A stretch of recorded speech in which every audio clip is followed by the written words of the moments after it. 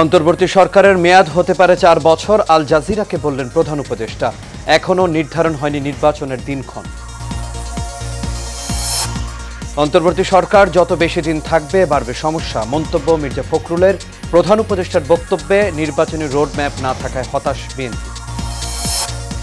আওয়ামী লীগ নেতাদের ট্রাইব্যুনালে তুলতে নিরাপত্তা হুমকি নিয়ে জানালেন স্বরাষ্ট্র উপদেষ্টা। শেখ হাসিনার গণহত্যা মামলার তদন্ত দ্রুত শেষ করার নির্দেশ। এবং প্রশাসনের আশ্বাসে তিতুমির কলেজের শিক্ষার্থীদের অবরোধ প্রত্যাহার। ট্রেনের ঢিলছোড়ায় শিশুসহ আহত বেশ কজন।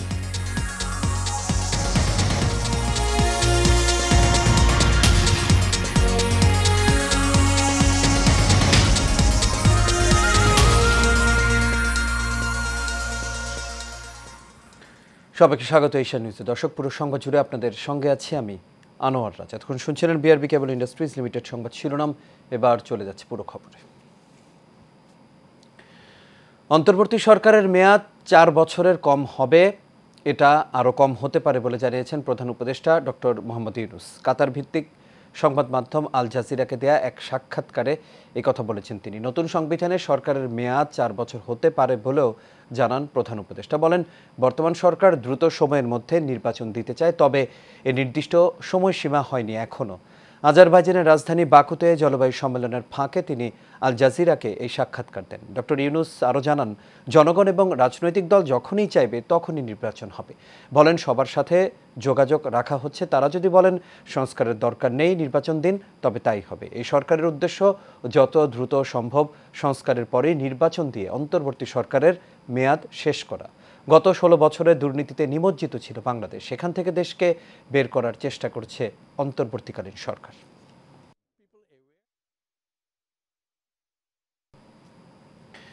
এক যুগেরও বেশি সময় ধরে মানুষের অধিকার ফিরিয়ে আনার জন্য বিএনপির বহু নেতাকর্মী আত্মাহুতি দিয়েছেন উল্লেখ করে দলের ভারপ্রাপ্ত চেয়ারম্যান তারেক রহমান বলেন, ভবিষ্যতে বিএনপি জনসমর্থন নিয়ে যদি সরকার গঠন করতে পারে তবে বিভিন্ন স্থানে শহীদদের নামে স্থান বা প্রতিষ্ঠানের নামকরণ হবে।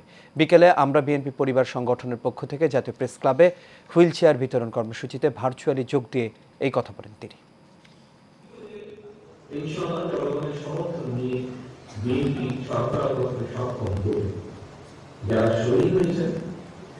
সারা দেশে স্বৈরাচারকে বিদায় করার জন্য যারা নিজের জীবন উৎসর্গ করেছেন, এরকম প্রতিটি মানুষের নামে বিভিন্ন এলাকায় রাষ্ট্রের যে প্রতিষ্ঠান যে তৈরি হবে, এই মানুষগুলো যাতে হারিয়ে না যায়, তাদের নাম যাতে হারিয়ে না যায়।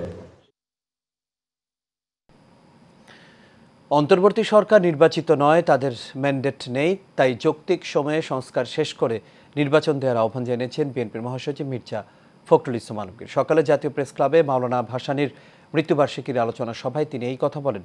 এ সময় তিনি জানান, অন্তর্বর্তী সরকার যত বেশি দিন থাকবে সমস্যা তত বাড়বে। বিস্তারিত শফিকুল ইসলামের রিপোর্ট। মাওলানা আব্দুল হামিদ খান ভাসানীর ৪৮তম মৃত্যুবার্ষিকী উপলক্ষে প্রেস ক্লাবে আলোচনা সভার আয়োজন করা হয়। এতে প্রধান অতিথি হিসেবে উপস্থিত হন বিএনপির মহাসচিব মির্জা ফখরুল ইসলাম আলমগীর। এ সময় মির্জা ফখরুল বলেন, অন্তর্বর্তী সরকারের 100 দিন উপলক্ষে জাতির উদ্দেশ্যে প্রধান উপদেষ্টার দেওয়া বক্তব্যে জাতীয় নির্বাচনের রূপরেখা না থাকা হতাশাজনক। আমাদের প্রধান উপদেষ্টা মহোদয় একটা 100 দিনের পূর্তির বক্তব্য রেখেছেন, ভালো হয়েছে, অনেকেই আশান্বিত হয়েছে, আমি একটু আশাহত হয়েছি। আমি আশা করেছিলাম যে প্রধান উপদেষ্টা মহোদয় তার সমস্ত প্রজ্ঞা দিয়ে সমস্যাটা চিহ্নিত করে তিনি নির্বাচনের একটা রূপরেখা দেবেন। আমি কেন বারবার নির্বাচনের কথা বলছি? কারণ নির্বাচন দিলে আমার অর্ধেক সমস্যার সমাধান হয়ে যায়। বিএনপি ক্ষমতায় যাক না যাক, দ্যাট ইজ ইম্যাটেরিয়াল। অন্তর্বর্তী সরকার যতদিন বেশি থাকবে সমস্যা তত বাড়বে উল্লেখ করে তিনি দ্রুত সংস্কার শেষে নির্বাচন দেওয়ার আহ্বান জানান। দ্রুত নির্বাচন হওয়াটাই এই দেশের জন্য, জাতির জন্য মঙ্গল। কেন বলছি? আমাদের অভিজ্ঞতা থেকে এই ধরনের সরকার যতদিন বেশি থাকে তত সমস্যা তৈরি হবে। কেন? এর তো ম্যান্ডেট নাই, এটা নির্বাচিত সরকার নয়। এর পেছনের শক্তিটা কোথায়? এই জন্য আমরা বলেছি যে আমরা অবশ্যই সংস্কার চাই। আমরাই আগে বলেছি এটা আপনাকে যৌক্তিক সময়ের মধ্যে করতে হবে। এমন সময় যেন না নেয় যে সময় নিতে গেলে জনগণের মধ্যে ভ্রান্ত ধারণা হতে হবে যে আপনি ক্ষমতায় থেকে যেতে চাইছেন। বিএনপির মহাসচিব আরো বলেন, বিএনপি গত 15 বছর ধরে আন্দোলন করলেও শেষ গোলটা করেছে শিক্ষার্থীরা। তারা স্ট্রাইকার, বুক পেতে গুলি নিয়েছে তরুণ ভ্যানগার্ডরা। তাই ছাত্রদের সঙ্গে কখনোই দূরত্ব সৃষ্টি করা যাবে না বলেও মন্তব্য করেন তিনি। Mohammad Shafiqul Islam, Asian television, Dhaka. বিএনপির স্থায়ী কমিটির সদস্য হাফিজউদ্দিন আহমেদ বলেছেন, অন্তর্বর্তীকালীন সরকার চাইলে আগামী এপ্রিলের মধ্যেই জাতীয় নির্বাচন আয়োজন করা সম্ভব। আজ বরিশাল সাইবার ট্রাইব্যুনাল আদালতে একটি মামলায় হাজিরা শেষে সাংবাদিকদের সঙ্গে আলাপকালে তিনি এই কথা বলেন। হাফিজউদ্দিন আহমেদ জানান, অন্তর্বর্তীকালীন সরকারের প্রধান কাজ হলো একটি সুষ্ঠু ও সুন্দর নির্বাচন দেয়া। বিএনপি সহ বেশ কয়েকটি রাজনৈতিক দল যুক্তিযুক্ত সময়ের মধ্যে নির্বাচন চায়। তিনি এ সময়ে আরও বলেন, নির্বাচিত সরকার ছাড়া দেশ পূর্ণ সংস্কার ও উন্নয়ন সম্ভব না।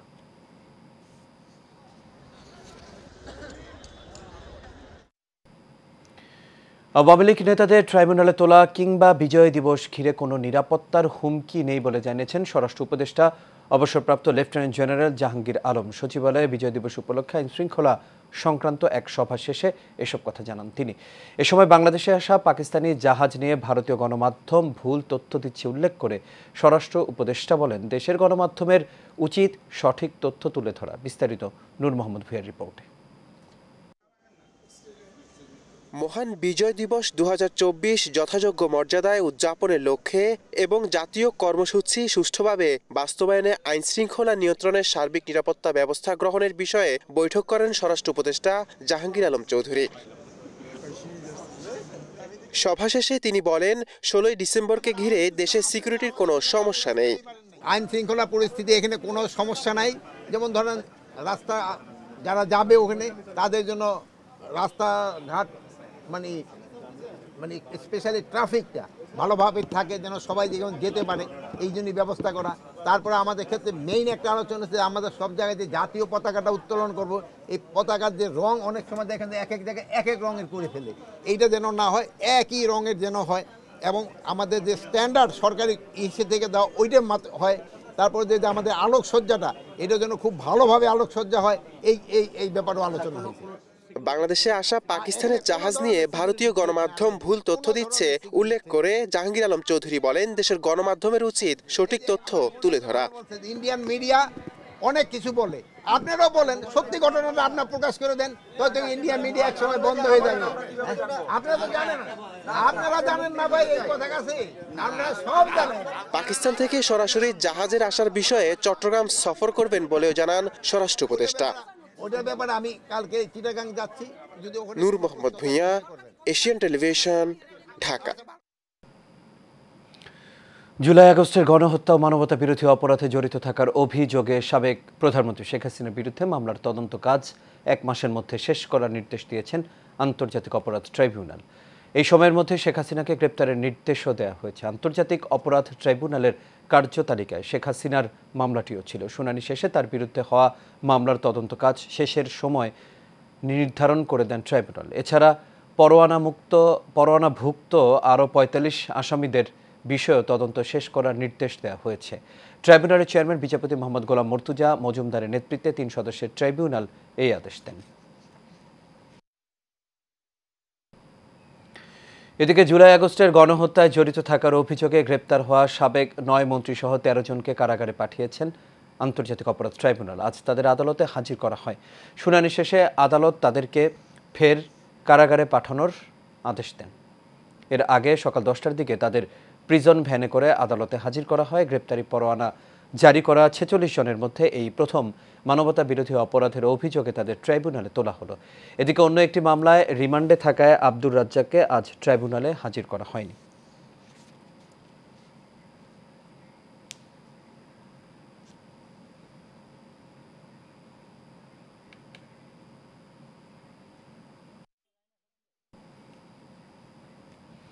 ঢাকা বিশ্ববিদ্যালয় অধিভুক্ত তিতুমীর কলেজকে বিশ্ববিদ্যালয় করার দাবিতে আন্দোলনে শিক্ষার্থীরা অবরোধ প্রত্যাহার করেছেন। প্রশাসনের আশ্বাসে সড়ক ও রেল অবরোধ প্রত্যাহার করেন তারা। এর আগে বেলা 11টার পর থেকে মহাখালীর রেলগেট এলাকায় অবস্থান নিয়ে আন্দোলন শুরু করেন শিক্ষার্থীরা। মহাখালী রেল ক্রসিংয়ে শিক্ষার্থীদের অবস্থানের কারণে মহাখালী, বনানী ও জাহাঙ্গীর গেট এলাকায় যান চলাচল সম্পূর্ণ বন্ধ হয়ে যায়।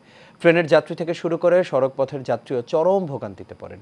রাজধানীর একাংশ জুড়ে দেখা দেয় তীব্র যানজট। এদিকে আন্দোলনের এক পর্যায়ে মহাখালী রেল ক্রসিংয়ে আন্তনগর ট্রেন থামিয়ে দেয় শিক্ষার্থীরা। এ সময় উগ্র কয়েকজন ট্রেনে ঢিল ছুঁড়ে হামলা চালায়। এতে শিশুসহ ট্রেনের ভেতরে থাকা বেশ কয়েকজন যাত্রী আহত হন।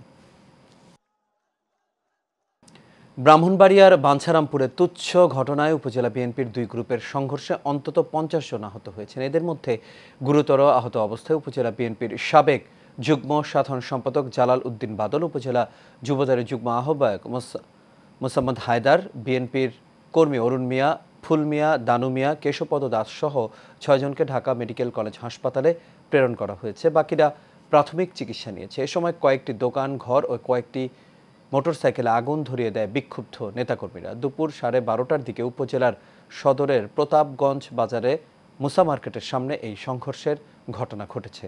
বাঞ্ছারামপুর থানার অফিসার ইনচার্জ মোর্শেদ আলম জানান, দুপুরে দুই গ্রুপের সংঘর্ষ হয়েছিল। বর্তমানে পরিস্থিতি নিয়ন্ত্রণে রয়েছে। সাবেক প্রতিমন্ত্রী ও বিএনপির জাতীয় নির্বাহী কমিটির সদস্য অধ্যাপক মোহাম্মদ রেজাউল করিম বলেছেন, এদেশের মানুষের ভাগ্য উন্নয়নে বিএনপির কোনো বিকল্প নেই। ফ্যাসিস্ট হাসিনা সরকারের অত্যাচারের ইতিহাস এদেশের মানুষ কখনো ভুলবে না। তাই শেখ হাসিনা ও তার দোসরদের এদেশে পুনর্বাসনের সুযোগ নেই বলেও মন্তব্য করেন তিনি। বিকেলে সোনারগাঁয়ে ঢাকা চট্টগ্রাম মহাসড়কের মোগরাপাড়া চৌরাস্তায় সাবেক প্রধানমন্ত্রী বেগম খালেদা জিয়ার রোগমুক্তি কামনায় দোয়া ও তারেক রহমানের বিরুদ্ধে সকল মিথ্যা মামলা প্রত্যাহারের দাবিতে জনসভায় প্রধান অতিথির বক্তব্যে তিনি এসব মন্তব্য করেন।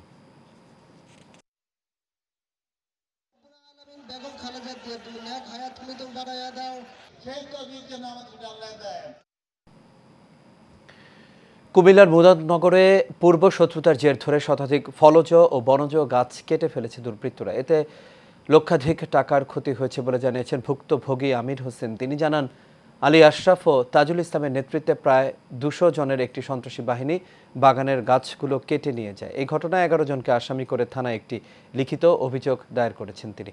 এ বিষয়ে উপজেলা বন বিভাগের কর্মকর্তা আব্দুল মতিন বলেন, অভিযোগ পেয়ে ঘটনাস্থল পরিদর্শন করা হয়েছে। আর মুরাদনগর থানার ভারপ্রাপ্ত কর্মকর্তা মাহবুবুল হক বলেন, এ বিষয়ে দুই পক্ষ থেকে অভিযোগ পাওয়া গেছে। গাছ কাটার বিষয়টি তদন্ত করা হচ্ছে। গাছ ছিল সবগুলা কাইটটা সাথে করে নিয়ে গেছে এবং ওনার ফ্যামিলির উপরে নানান ধরনের হুমকি হামলার চেষ্টা করছে। আমরা এটা সঠিক বিচারটা চাচ্ছি। এটা সমাজের জন্য কখনো কাম্য না, বা আমরা এটা আশাও করি না। এই জায়গা নিয়ে তাদের যে ঝামেলা, এটা হলো তাদের পারিবারিক ঝামেলা। আলী আশরাফ আর তাজুল ইসলাম আর তাদের সন্ত্রাস বাহিনী 200 লোক নিয়ে আমার বাড়িতে আজকে সকালবেলায় আমার সমস্ত গাছগাছরা কাটতে এখন তারা জোরপূর্বক ভাবে দখল করে তারা গাছগাছরা লাগাই ফেলাইছে। এবার আন্তর্জাতিক প্রসঙ্গ। ফিলিস্তিনের অবরুদ্ধ গাজা ভূখণ্ডে ইসরায়েলি বর্বর হামলায় কমপক্ষে আরও 96 ফিলিস্তিনি নিহত হয়েছেন। এক বিবৃতিতে গাজার সরকারি মিডিয়া অফিস বলেছে, বেইত লাহিয়ায় হামলায় 72 জনেরও বেশি লোক প্রাণ হারিয়েছেন এবং মধ্য গাজায় 24 জন ফিলিস্তিনি নিহত এবং আরও 60 জন আহত হয়েছেন। দখলদার সেনাবাহিনী জানত অসংখ্য বাস্তুচ্যুত বেসামরিক লোক এই ভবনগুলোর ভেতরে রয়েছে এবং তাদের বেশিরভাগই ছিল এমন সব শিশু ও নারী যারা আশপাশের এলাকা থেকে বাস্তুচ্যুত হয়ে সেখানে আশ্রয় নিয়েছিল। বাজারে উত্তাপ ছড়াচ্ছে আলু, সাথে পেঁয়াজ সহ সব ধরনের চাল। সপ্তাহের ব্যবধানে খুচরা পর্যায়ে কেজিতে 5 থেকে 10 টাকা পর্যন্ত বেড়েছে আলুর দাম। এখনও ঊর্ধ্বমুখী চালের দাম। বাজারে প্রতি কেজি দেশি পেঁয়াজ 160 টাকা, ভারতীয় পেঁয়াজ 120 টাকা কেজিতে বিক্রি হচ্ছে। প্রতি কেজি আলু বিক্রি হচ্ছে 70 টাকায়। ব্যবসায়ীরা বলছেন, আলু পেঁয়াজের মৌসুম শেষের দিকে প্রতি বছর এই সময়ে দাম বাড়ে, তবে এবছর শুরু থেকে দাম চড়া। দাম কমেছে কাঁচামরিচের, খুচরা পর্যায়ে বিক্রি হচ্ছে 100 থেকে 120 টাকা। তবে সরবরাহ বাড়ায় সপ্তাহ ব্যবধানে বাজারে কমতে শুরু করেছে বেশিরভাগ শাকসবজির দাম। এদিকে বাজারে অপরিবর্তিত আছে গরু ও খাসির মাংসের দাম। নিত্যপণ্যের বাজার নিয়ন্ত্রণে মনিটরিংয়ের দাবি ক্রেতা বিক্রেতাদের। আলু কিনে রাখছে, এরাই সিন্ডিকেটটা করতেছে। সরকার এখন দেখেন শুল্ক কমাইছে, কিন্তু আমাদের দাম তো কমায় নাই। প্রত্যেকটা জিনিসের দামই বেশি। বাজারে আসলে পরে আমাদের প্রত্যেকটা জিনিসের দাম বেশি দেখে না লাগে, কম দেখে না লাগে না কোনো কাজ। এখানে অনেক কমে গেছে, তারপরে মানুষের টাকা পয়সা নাই, কাজকর্ম নাই, নিত্য প্রয়োজনীয় বাজার বেশি, যার কারণে মানুষের খুব অভাব বর্তমানে। প্রতি বছরের ন্যায় পঞ্চগড়ে বসেছে দেশের বিখ্যাত জলপাইয়ের হাট। দেশের গণ্ডি পেরিয়ে বিদেশেও রপ্তানি হচ্ছে পঞ্চগড় সহ আশপাশের জেলার জলপাই। প্রতিদিন 50 থেকে 70 টন জলপাই আমদানি হয় দেশের এই বিখ্যাত হাট থেকে। প্রতিনিধি মোহাম্মদ কামাল উদ্দিনের পাঠানো তথ্যচিত্রে বিস্তারিত জানাচ্ছেন সঞ্জিদা হক। প্রতিদিন সকাল থেকে বিকাল পর্যন্ত চলে জলপাইয়ের হাট। দূর দূরান্তের মৌসুমী ব্যবসায়ী এবং আড়তদারের সরগরম উপস্থিতিতে প্রতি বছর অক্টোবর থেকে ডিসেম্বর এই 3 মাস জুড়েই আনন্দময় করে রাখে পঞ্চগড়ের এই বিখ্যাত হাট। ভালো লাভের আশায় এবং রপ্তানির উদ্দেশ্যে রপ্তানিকারক সহ দেশের সকল জলপাই ব্যবসায়ীর উপস্থিতি হাটটি দেশের শ্রেষ্ঠ জলপাইয়ের হাটে পরিণত করেছে। 3টি মাস জুড়ে জলপাইয়ের এই হাটে কাজ করে সচ্ছল জীবনযাপন করছেন অনেক শ্রমিক সহ তাদের পরিবার। তো এটা হচ্ছে বাংলাদেশের সবচেয়ে বড় জলপাই হাট। এখান থেকে আপনার বাংলাদেশের সব জায়গায় সর্বপ্রান্তে জলপাই আমরা রপ্তানি করে থাকি, এমনকি বাংলাদেশের বাইরে বিদেশেও এইখান থেকে জলপাই যায়। এই হাটটিকে সঠিক রক্ষণাবেক্ষণের মাধ্যমে করা হোক আরও সমৃদ্ধশীল, এমন প্রত্যাশা করছেন স্থানীয় সুধীজন। পশ্চিমবঙ্গের পঞ্চগড় জেলায় দেবীগঞ্জ থানায় এটা বিখ্যাত জলপাইয়ের হাট, কয়েকটা জেলা মিলে এই হাটটা পরিচালিত হচ্ছে। এখানকার মাল প্রচুর মাল, ভালো আমদানি হয়। এখানে মাল কিনতে আসা আল্লাহর রহমতে কোনো সমস্যা হয় না। নিয়ে যাব তো 50-60 মনের মতো বিক্রি করছি, এখনো 20-25টা গাছ আছে। জলপাই পায়রা বাজারে এনে বিক্রি করলাম, আমার 1000 টাকা লাভ হয়েছে। এই কাজ করে আমাদের সংসার খুব ভালোভাবে চলে ইনশাআল্লাহ। দেশের এই বিখ্যাত হাটটির সমৃদ্ধিকে বেগবান করতে কাজ করে যাচ্ছেন বলে জানালেন কৃষি বিপণন অধিদপ্তরের এই কর্মকর্তা। এই জলপাইটি দেশের বিভিন্ন প্রান্তে যাচ্ছে সেটা তো অবশ্যই, এবং এই জলপাই বিদেশেও রপ্তানি হচ্ছে। এতে আমরা প্রচুর বৈদেশিক মুদ্রা অর্জন করতে পারছি। এটি আমাদের পঞ্চগড়ের অর্থনীতিকে সমৃদ্ধ করার পাশাপাশি দেশের অর্থনীতিকেও সমৃদ্ধ করছে। পঞ্চগড়ের দেবীগঞ্জের এই জলপাইয়ের হাটে মৌসুম জুড়ে জলপাই আমদানি হয় প্রায় 6000 টন। সঞ্জিদা হক, এশিয়ান টেলিভিশন। আর এর সাথে শেষ করব এশিয়া নিউজ। তবে যাবার আগে বিআরবি কেবল ইন্ডাস্ট্রিজ লিমিটেড সংবাদ শিরোনামগুলো দেখে নেব দর্শক। আরও একবার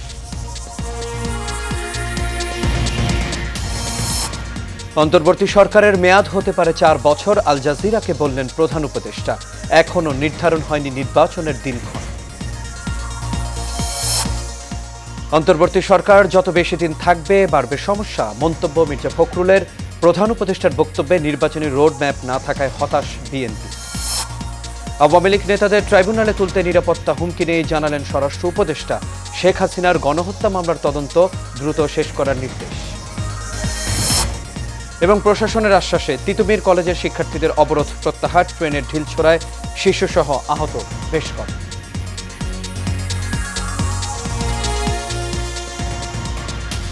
দর্শক, এই ছিল আমাদের এখনকার আয়োজন। আমাদের পরবর্তী সংবাদ দেখার আমন্ত্রণ রইল। এতক্ষণ সাথে থাকার জন্য সবাইকে ধন্যবাদ।